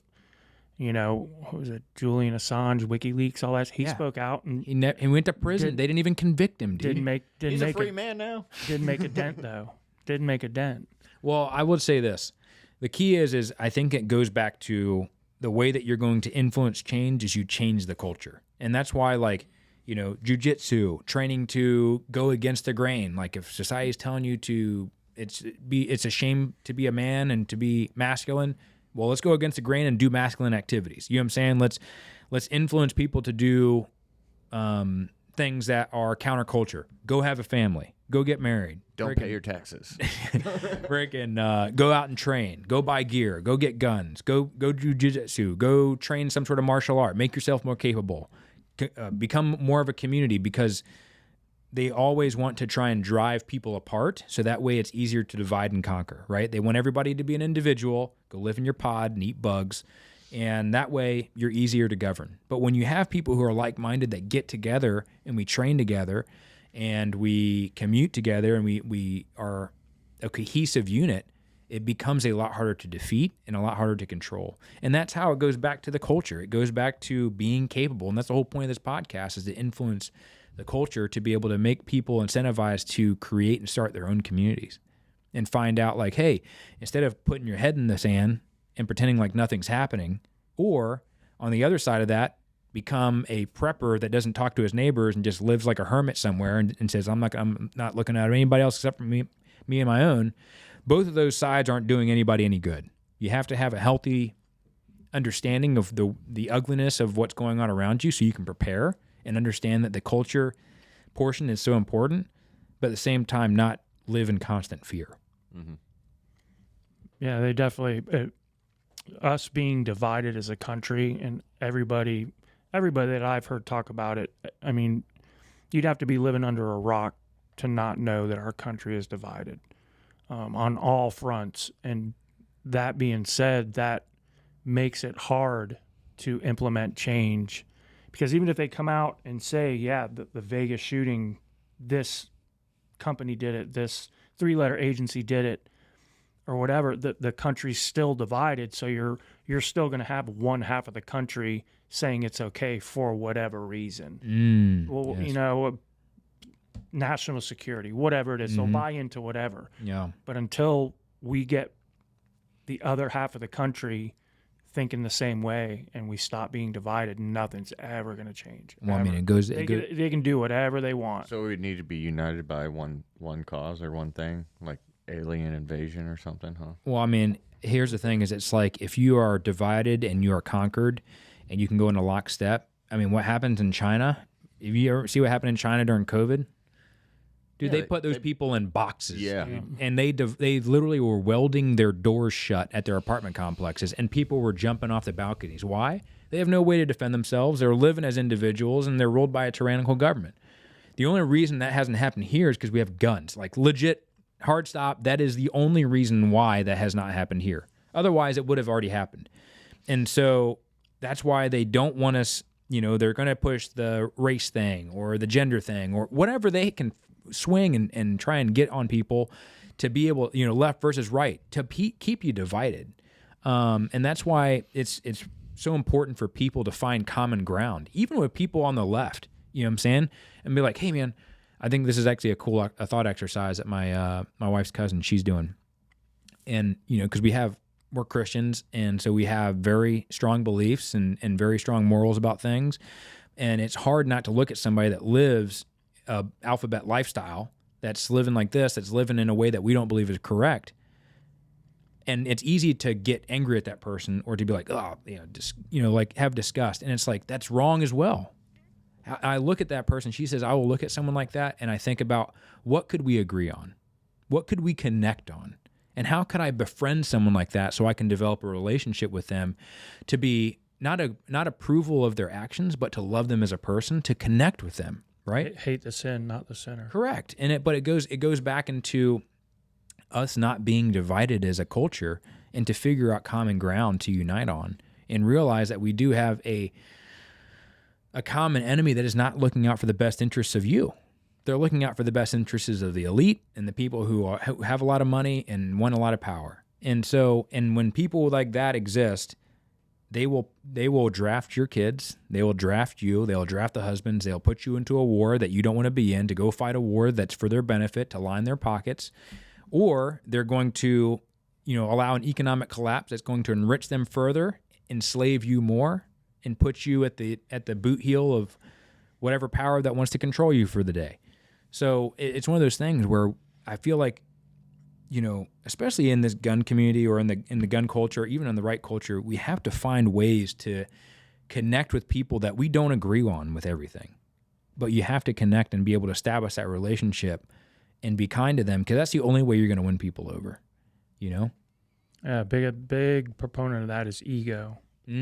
Back to what we were talking about. Being able to swallow your ego and just care about that person regardless of how they act towards you or what their stance is on whatever moral thing you're talking about or whatever it is, and just being able to let it go and just talk to them about whatever it is, talk to them about their problems or something, because unless you're doing that, if you're trying to convince them that their way of thinking is wrong, you're just going down a dead end. It's just not going to work. Yeah, the division is extremely disheartening. I mean, when it boils down to it, we are all the same, and we have a lot in common. So I just wish more people would get that and just be more compassionate to each other. So that's a hard road. It is. But it's a road where we look up to people throughout history who've done that. We've looked up to people who have united countries. And there's a lot of people that have done that, and we look at them in awe. Why? Because it's abnormal. One of the things that I wanted to talk to you guys about is death.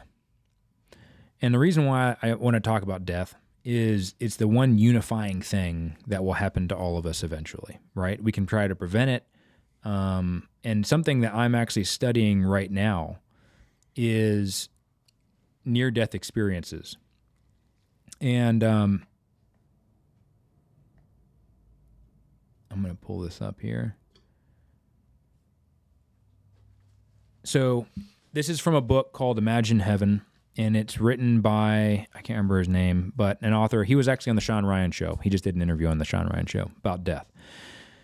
And he says in this book, he says, who defines who you are? This is such a critical question, but so few of us have really stopped to answer it. Who has the right to define who you are? What are you worth? What your purpose is, whether you succeed or fail, how you define your identity is ultra important. What you believe about yourself is what shapes all your decisions and actions. Most of us end up believing things about our identity that are not grounded in God's reality, who God created us to be, what God created us to do. We believe lies about our identity that the evil of this world inflict on us. We constantly worry about the opinions or approval of others. We experience intense anxiety when we are not succeeding or are not recognized for our accomplishments. We feel sick inside when the stock market drops or we don't get promoted. We find ourselves lowering our standards to new levels and justifying it in order to prove our worth or to get someone to love us. We feel the need to control our spouse or our kids because our identity has somehow got wrapped up in it, what others think or do. When we base our worth or identity on what we do or what has been done to us, we will struggle with fear or failure, feel the need to prove ourselves, or manipulate others who get in the way of our success. We will become self-consumed. That's because God never created us to get our identity from what we do or what others did to us, but from who we are to God.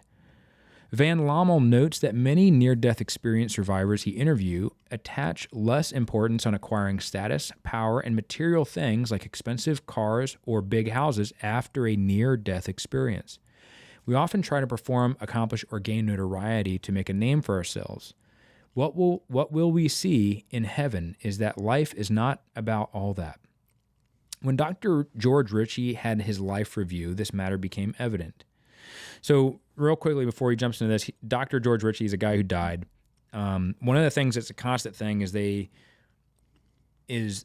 a common near-death experience quality is there is a profound sense that you are still the same person. When you die, like Eric is still Eric. I still have my same hands. I still have the same feelings. But it is more real than this life. That's the one thing that's common with everybody. They say that the afterlife, what comes after you die, is a much more real experience. The other thing is also they have what's called blended senses. So you can see smells. You can see sound. You can smell things that you hear. It's weird. And a lot of the things that people say in these near-death experiences is almost beyond the description of words, whether it's a good experience or a bad experience. But either way, there's a heightened sense of things. The other thing also is that people will usually have an encounter with either a loved one that's already passed or with a being of light, right? And they will also have, if they are with this being, which they always will say is Jesus. Some of them, if they have a short near-death experience, do not have that where they even know who it is. It's too short of a span of time. But they are so consistent across the world, thousands of near-death experience cases from all different cultures and people groups and stuff like that and religions, that they all have commonalities that even the American Medical Journal has actually categorized this as a scientific reality. And so one of the things that they also have is called a life review, where they are literally seeing a snapshot of their entire life in its rawest form. There's nothing to hide behind. There's no pride. There's no nothing. They're just standing there raw, getting a full life review and seeing all of it before their own eyes. And so Dr. George Ritchie is having his life review. And it says here, he's already died. He's in this other dimension. He says, every detail of 20 years of living was there to be looked at. The good, the bad, the high points, the run-of-the-mill. And with this all-inclusive view came a question. It was implicit in every scene, and like the scenes themselves, seemed to proceed from the living light beside me. What did you do with your life? It was obviously not a question in the sense that he was seeking information, for what I had done with my life was in plain view. Hadn't I ever gone beyond my own immediate interests? Done anything other people would recognize as valuable? At last I located it. The proudest moment of my life. I became an Eagle Scout. Again, words seemed to emanate from the presence behind me that glorified you. I saw myself walking forward at church service at age 11 asking Jesus to be Lord of my life, but I saw how quickly that first excitement turned into a dull routine of church on Sunday. I started to point out my pre-med courses, how I was going to be a doctor and help people, but visible alongside the classroom scenes was the Cadillac car and the private airplane. Thoughts as observable as actions in an all-pervading light. And all at once, rage at the question itself built up in me. It's not fair. Of course I hadn't done anything with my life. I didn't have time. How could you judge a person who has not started? The answering thought, however, held no trace of judgment. Death, the word was infinitely loving, can come at any age. And George thought about the insurance policy he had just taken out with the military, guaranteeing him more money at age 70. But before he could pull the thought back, it was out in the open. If he wondered if the Lord had a sense of humor, now he found out. The brightness seemed to vibrate and shimmer with a kind of holy laughter, not at me and my silliness, not a mocking laughter, but a mirth that seemed to say that in spite of all error and tragedy, joy was more lasting still. In the ecstasy of that laughter, I realized that it was I who was judging the events around us so harshly. It was I who saw them as trivial, self-centered, unimportant. No such condemnation came from the glory shining around me. He was not blaming me or reproaching. He was simply loving me, filling the world with himself and yet somehow attending to me personally. What have you done with your life to show me? Already I understood that my first frantic efforts to come up with an impressive answer, I had missed the point altogether. He was not asking about my accomplishments and awards.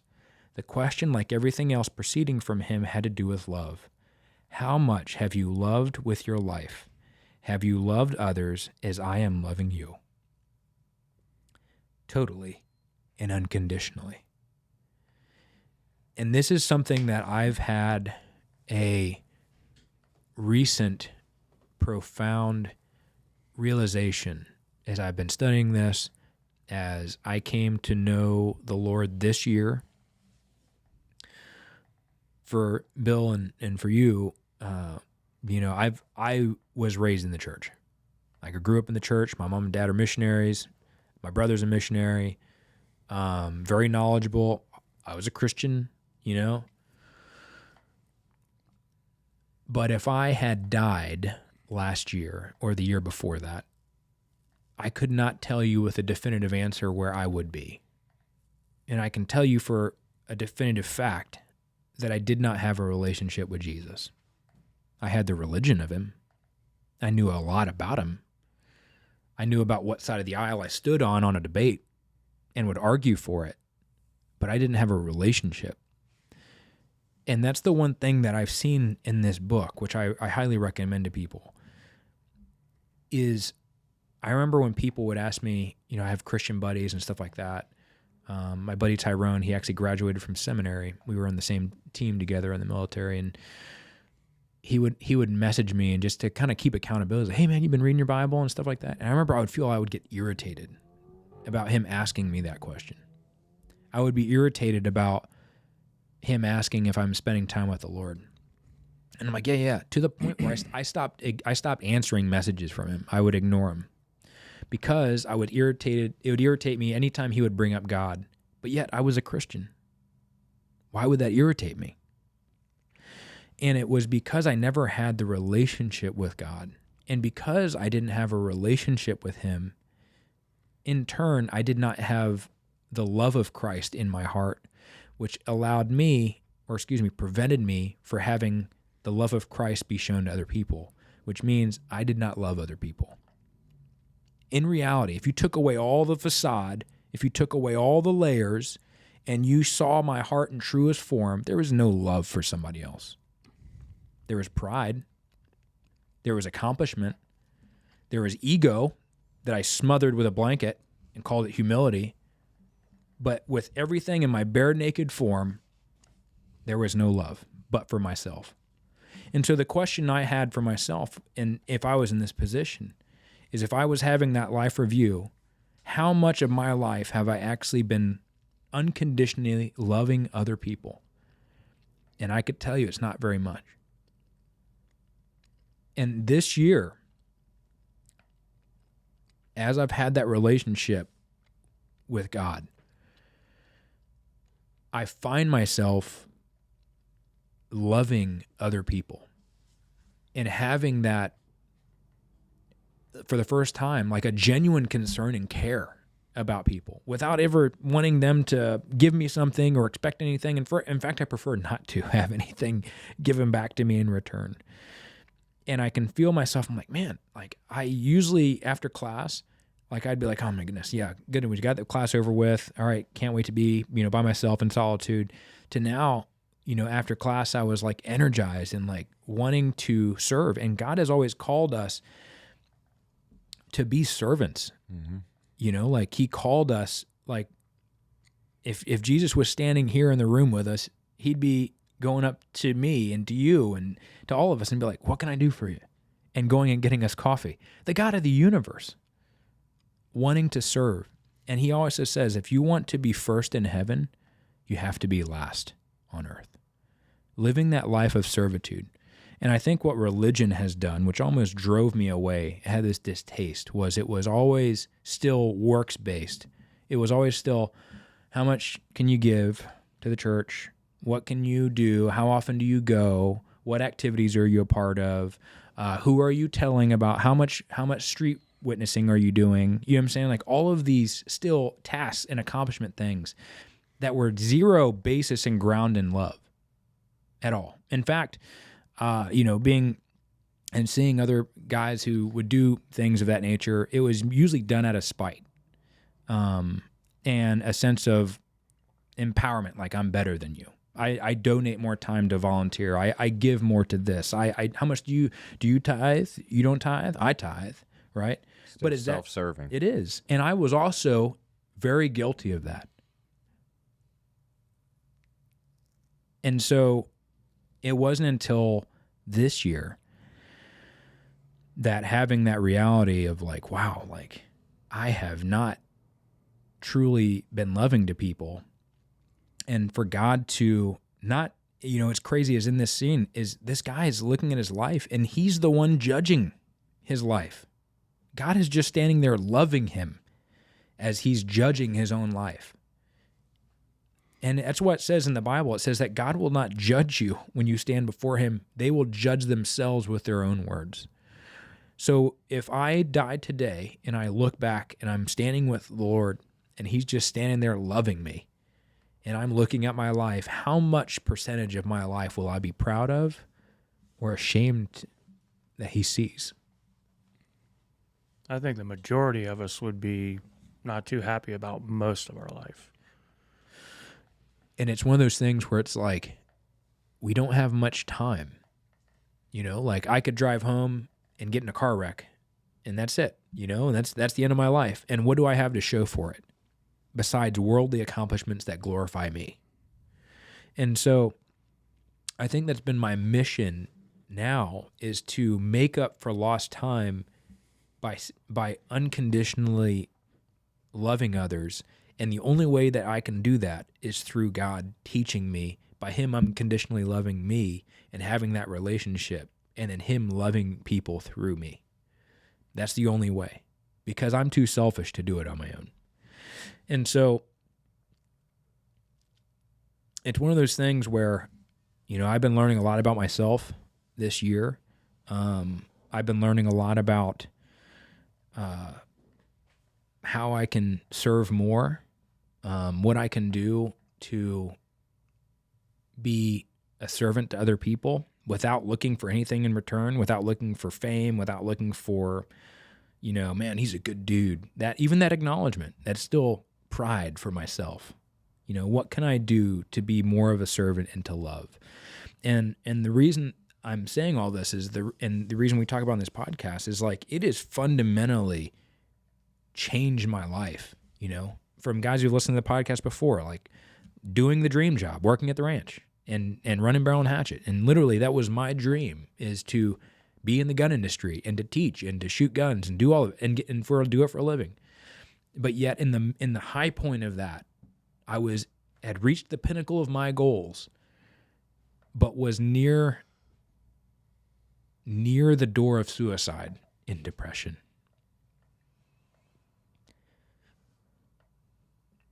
This world has nothing in it. It is empty. Every aspiration and goal. Yes, there are things that Jesus teaches us, but at the core spiritual level of it, that's why it's empty. It's a shell.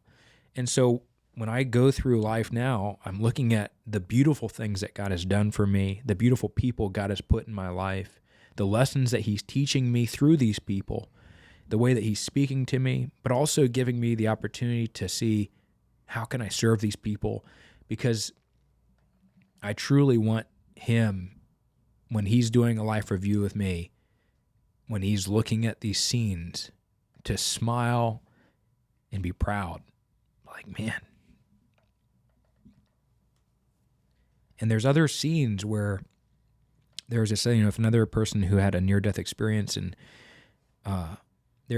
he was a really mean guy his whole life, but there was a portion where, he was hurting other people and and he says, I could feel his pain when I was blaspheming this person or putting that person down. He's like, I could feel his pain. And the author is like, you mean the pain of the person that you were hurting? And he's like, no, I could feel the pain of Jesus as I was hurting that person. And there's another scene where he was a younger child and his daughter or his sister, her pet had died. And he's seeing this review of that memory. And he goes in, he comforts his sister and hugs her as she cries. And he could feel the pride of Jesus, just being pleased at him for doing that. You know what I'm saying? Like these things that, what are we doing? And it's crazy. It's like, when I have that life review, I don't want him to see all the bad things. I want him to see the good things. But the reality of it is he's with us the whole time. He sees all of it now in the moment as we're doing it. Mm-hmm. And so I'm living my life now in a way to honor him. And a way to honor him is to love people unconditionally, to talk about my relationship with him has fundamentally changed my life over the past few months. And I'm like, it's not that I'm trying to force religion on people. It's just like shooting or jujitsu or whatever. Dude, it's changed my life so much. I just got to tell you because I want you to feel the same way that I've been feeling. Like it's completely transformed my world. Like this is no longer a book of restrictions, which I've always been taught through religion, but it's a book of freedom that teaches me how to be free from the chains of this world and the anxieties of this life and to live in a way that is counterculture. The world will go against one religion the hardest. You don't see Hollywood making movies or comedies about other religions, but you'll see it about Christianity. And so the question is why? And so, I don't look at those people with hate. I don't want to look at people who live a certain way. I look at them in a way where it's like, how can I love them? How can I pray for them? Maybe they suffered through abuse, maybe they suffered through trauma. And now what got them to that point that they're at in their life? I don't know where I was going with all that, but I just thought I'd share that. Life after death. Yeah. Yeah, the life after death experiences, I've heard about them for a long time. They've been around a while, and I think they're one thing that's very, very easy to dismiss because, even now we have videos of things that go on, and people will see it and they won't believe it because they don't know what to believe, right? I don't know what to believe when I see it. And those things aren't even on a screen. They're just somebody telling a story, and you'll have doctors say, "Oh, it was their brain, the last bit of electronic activity, doing this and doing that, and blah blah blah blah." And it's very easy to dismiss. And I think that's why it doesn't get a lot of, attention brought to it. But people come back and they've got a story to tell, and whether it's true or not, it's true to them. It may not be true to us, but they absolutely believe it. And things happen all the time that don't make sense. And Jesus will never come back and present himself to you. Like, you won't see him in a physical form. That's not the way he communicates to us. It's always through another means. Because he's not coming back until he actually comes back, and then everybody will know he's there. So I think it's hard for people to grasp, especially if, again, they're in their self, they're in the world, and they're seeing all the things around them. It's just big distractions. So it's hard for people to even listen to that and give it a thought of even consideration. Yeah, it's so hard. I struggle with all that myself. I'm same boat as you. I was away from the church for a while. When I was younger, same deal. I always went to church when I was younger. I was in a Christian school. And just through the years, obviously got away from it and started to go back, tried to go back. My wife kept trying to drag me back and drag me back. And the last memories I have of it was every time I walked into church, they were asking for money. Mm-hmm. Yeah. And like you said, there was always conditions and just things. My boss at work kind of wrote church off because I think the pastor, somebody said that his long hair wasn't acceptable. He had to cut his hair to come to church. Yeah. And he's just like, he was done with it. That was Yep. it. You know, it only takes one little thing. That's right. And what brought me back was a lot of the examples that were set through the men that I met, and just the example of there are people that, you know, act a certain way and aren't completely delved into the world and about self. I mean, that's probably one of the biggest struggles as men in our society today, even our families, our kids, is knowing that everything out there is designed to draw you into that, to self in the world. So being able to pull yourself away, you know, seeing other men like that helps. And then I think the biggest thing was finding a church that doesn't do that. I think I was telling you about it. Ben had told me about his church. We started going to his church, and yeah, it's none of that. They focus on the Bible, the Word, and there's no restrictions. It's, you know, have a relationship with Jesus. That's it. That's all you got to do. Wear your hair how you want, wear the shirt, the shoes, the pants, wear whatever you want. It don't matter. If you can give. If not, but have a relationship with him, and you know, everything else will fall in line. And that's been big for me. And the more I get back closer with that relationship, like I just feel more and more not up to par. Like, you know, it just, there's so many things that, like you said, we do that are for ourselves.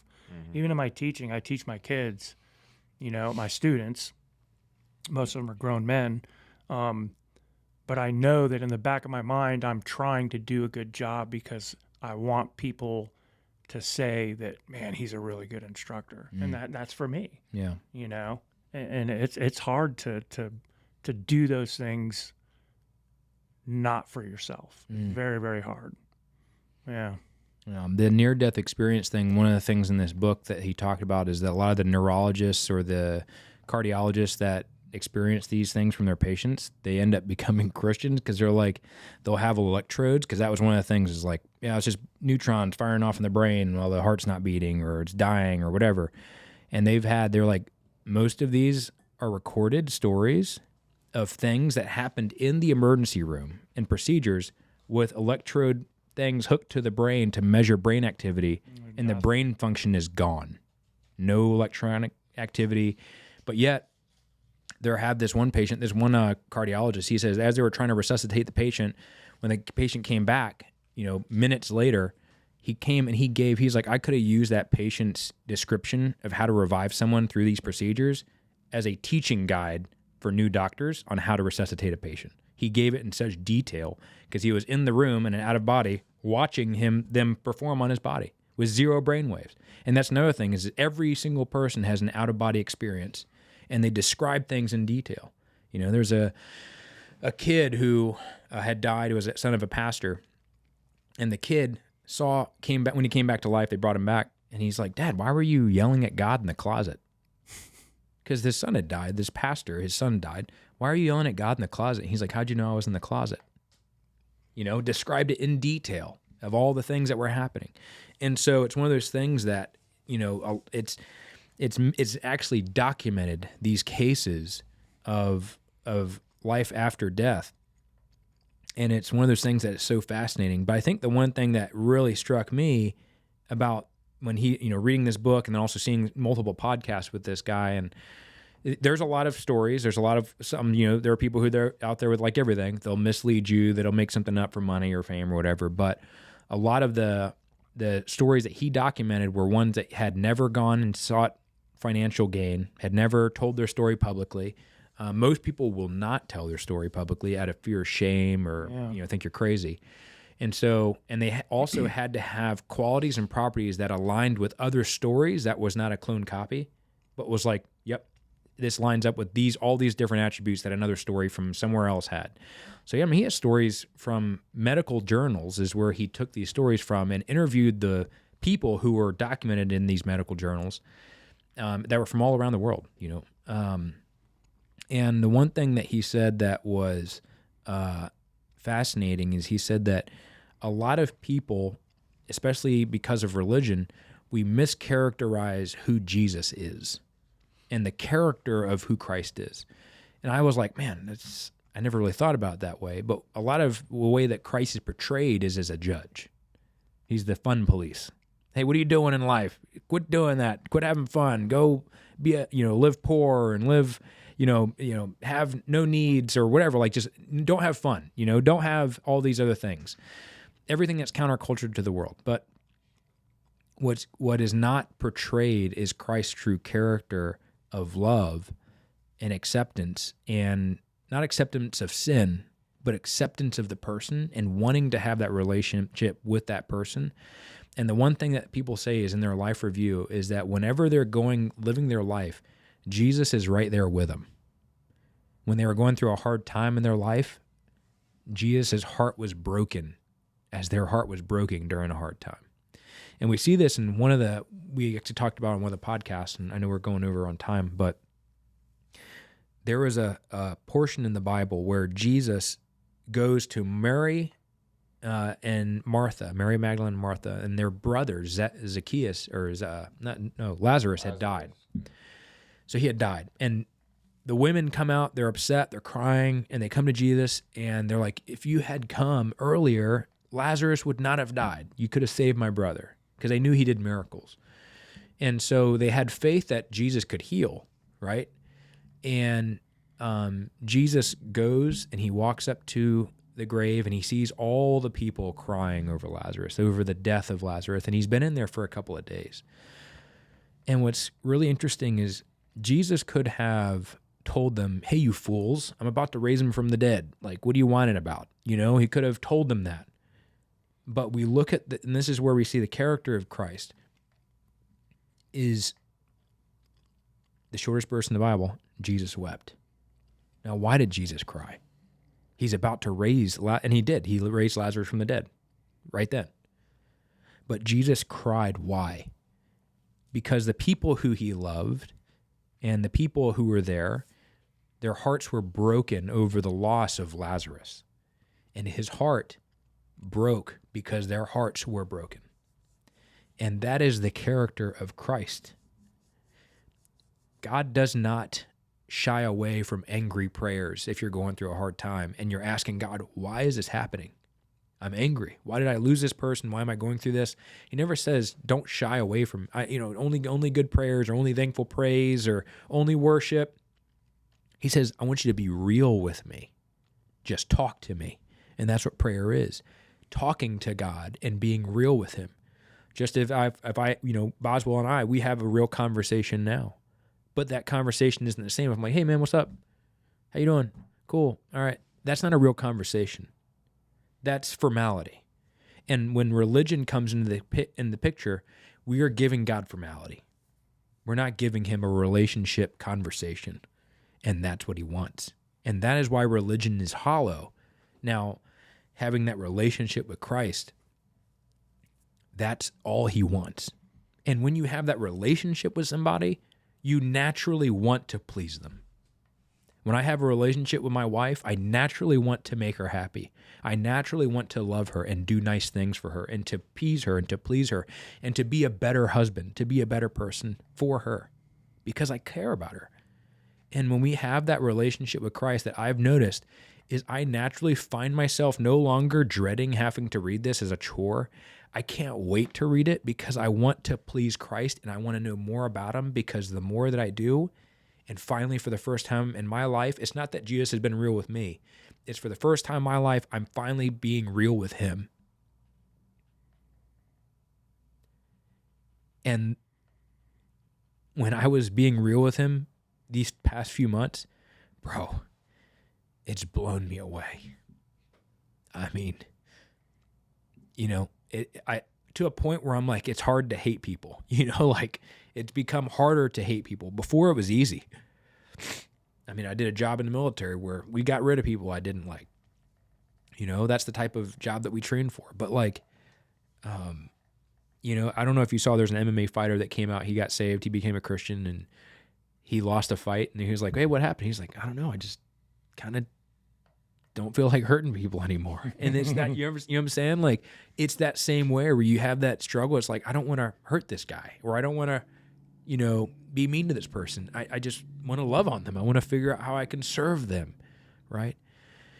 And so there's this fundamental change that happens because as we have the relationship with Jesus, we strive to want to be pleasing to him and be more like him. And Jesus' characteristic is to be loving. And that's who he is. Not to be, yes, he's a judge and he's a just God, but we end up judging ourselves when we're before him. When everything else is stripped away, all the masks are gone, we judge ourselves, and he is loving people who are going through that process at that time. And so I think that's something that, you know, I've been learning, and it's been changing my life. And if that's something that interests you guys or people who are listening, you know, I could tell you it's been transforming my life to where hard times come, and I'm like, dude, God's got it, man. It's nice. It takes the stress off of things, man. But I'm still a big work in progress, dude. I still have a lot of work. He has a lot of work he's got to do on my life. But yeah, I leave it up for the group for final words. What do you think, Boswell? What do you got? Tough one to follow. I don't know. I don't know. You can just say like Chris, ditto. Yeah. Yeah. Well, guys, if you have any curiosity about who Jesus is or what he came to do, he's been waiting there your whole life. He's been waiting for you the whole time. He's in the room with you. He's just been hanging out, waiting for you to talk to him. And if you want to know who he is, get a hold of us. If you have a prayer request and you're going through a hard time, get a hold of us. You're not alone. You know, there's a lot of people who can try to grind their way out of it, but sometimes we can't grind our way or work our way out of things. And sometimes we need the Lord to help us through it. And also, you don't have to do things alone as well with our community. You know, we have a community for a reason, and it's important, and we're there for each other. But, yeah, get a hold of us. Thank you for checking out this HatchetCast episode. I apologize for my long rant, but, you know, I talk a lot. Yeah. Boswell, thanks for coming in, man. Thanks for having me. This was awesome. I appreciate it. Thanks, man. All right, guys, make sure you train to be the eternal asset, and we'll see you on the next one.